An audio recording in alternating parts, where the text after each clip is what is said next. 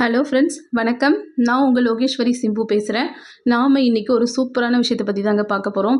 அதாவது பார்த்தீங்கன்னா, மகளிர் உரிமை தொகை வரும் ஜனவரி மாதம் முதல் விண்ணப்பம் அப்ளை பண்ணலான்னு சொல்லியிருக்காங்க. ஆல்ரெடி நம்ம ஒரு 15 மாதமாக இதுக்காக பணம் அவங்கவுங்க அக்கௌண்ட்டுக்கு வந்திருந்தது. சிலருக்கு திடீர்னு வராமலாம் இருந்திருக்கலாம். வராமல் இருக்கிறவங்களும் சரி, புதுசாக ரேஷன் கார்டு வாங்கினவங்களும் சரி, ஜனவரி மாதத்துலேருந்து நீங்கள் அப்ளை பண்ணலான்னு சொல்லியிருக்காங்க. ஆனால் தமிழக அரசு இதுக்கு சில அடிப்படை தகுதிகளை நிர்ணயம் செஞ்சுருக்காங்க. அதாவது பார்த்தீங்கன்னா, ஆண்டுக்கு 2.5 லட்சத்துக்கு கீழே உங்கள் வருமானம் இருக்கணும். அது மட்டும் இல்லை, 5 ஏக்கருக்கு குறைவாக நன்செய் நிலங்கள், 10 ஏக்கருக்கு குறைவாக புன்செய் நிலங்கள் இருக்கணும். நெக்ஸ்ட்டு பார்த்தீங்கன்னா, ஆண்டுக்கு 3600 யூனிட்டுக்கு குறைவாக மின்சாரம் நீங்கள் பயன்படுத்துகிறவங்களா இருக்கணும். அதுக்கப்புறம் பார்த்தீங்கன்னா, மத்திய அரசு, மாநில அரசு ஊழியர்களுக்கு இது அப்ளை பண்ண முடியாது. ஓகேங்களா ஃப்ரெண்ட்ஸ்? இதெல்லாம் கரெக்டாக ரெடி பண்ணிக்கோங்க.